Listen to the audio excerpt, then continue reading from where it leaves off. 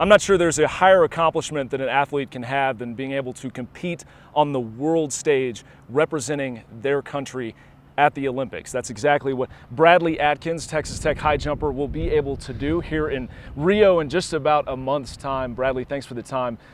High jump has really been your forte. It's been Texas Tech's forte here for the last couple of years, and you're able to go to the U.S. Olympic trials just about a week ago, finished third, and now you're going to be able to wear the USA across your chest and high jump in front of the entire world. Just help me digest what that's going to be like for you. Honestly, I need you to help me digest it. Man, I'm so humbled right now. I don't know if it's fully set in. I've tried to embrace it. I haven't even said that I'm an Olympian yet. I don't know if I realize how big of a stage it is just yet, maybe until I get down there. But it seems like all the fame that I'm getting with it, it's just been unreal. It's been crazy. I'm just trying to pull all that in. It's still a little surreal, and I'm excited. I'm fired up right now.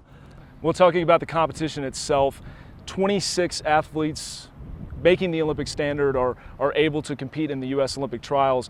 You were able to finish third. You go over 7.1, you go over 7.3, and then here comes the rain, and then you're able to go over 7.5. Have you ever jumped in the rain before? Was that new for you, and how did it affect you? Right before the competition started, we were trying to get everybody together for a group prayer, and it started pouring, and the entire competition, it was just pouring rain.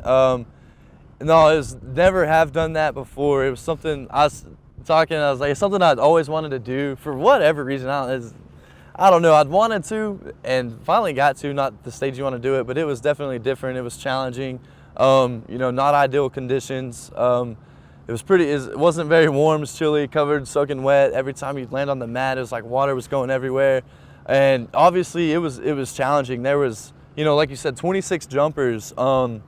Everybody in that field had cleared that bar multiple times in their career, and then you had only 12 of us or something actually clear it, and so obviously it took a big toll.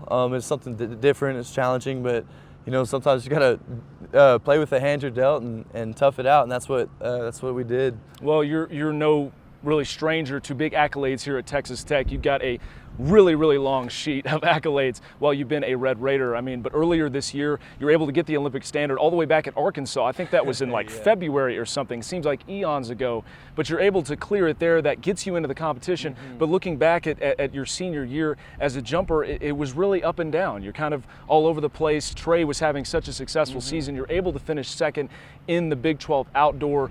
But I know there was maybe some contemplation there before, maybe during nationals, maybe after nationals, where you thought, am I going to continue to jump? Am I going to keep doing this?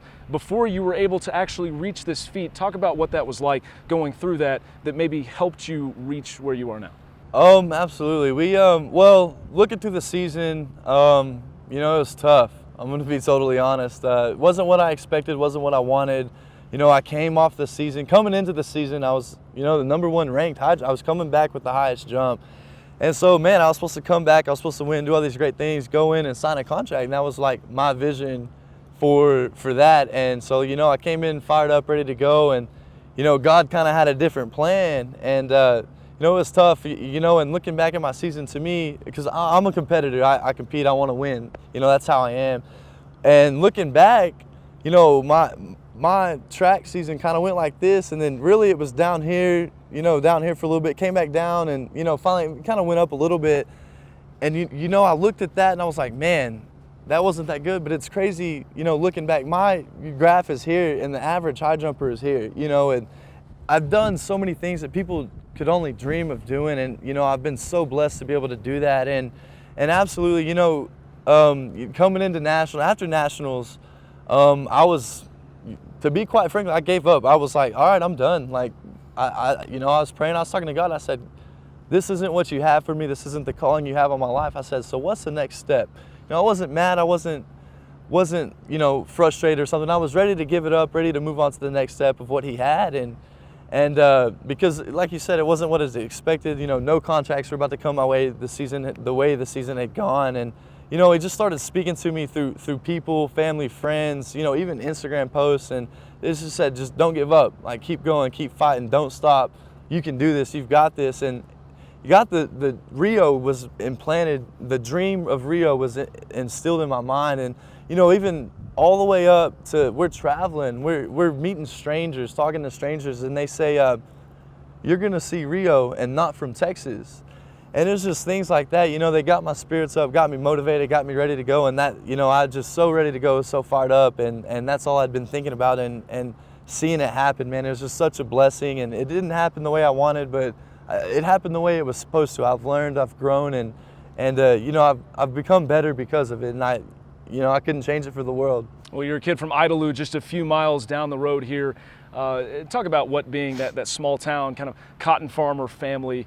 We did a story on you last year about it before the Cotton football game. Did it a couple times actually, but what is maybe that kind of, what has that done for you? Talk about faith, but what is that small town vibe and being able to realize that dreams can come true from anywhere, no matter where you come from?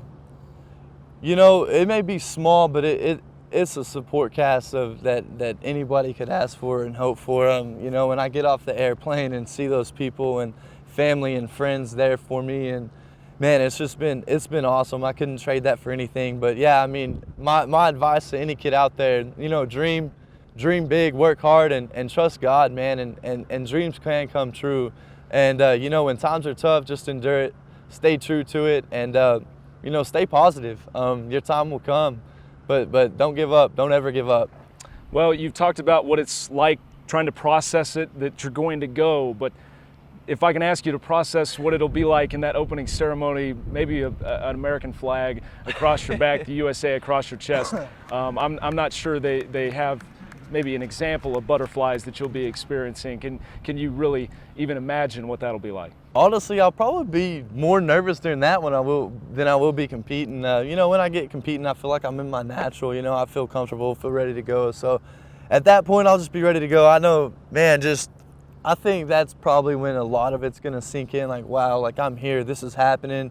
But definitely, walking to the opening ceremony, you're gonna have the Bubba Watsons, the Ricky Fowlers, the Michael Phelps, you're gonna have Allison Felix, like all these professional athletes that have been to multiple Olympics and stuff. And to be on that stage with them is just, so humbling, and it's gonna be such an awesome experience. And I can't wait to experience it. Last thing, you said it'd be more difficult maybe in that ceremony than actually competing. What is the key as you prepare? You're going to practice here after we're done with this interview. What are some things maybe you're trying to tweak, maybe trying to work on so you can raise the bar, pun intended?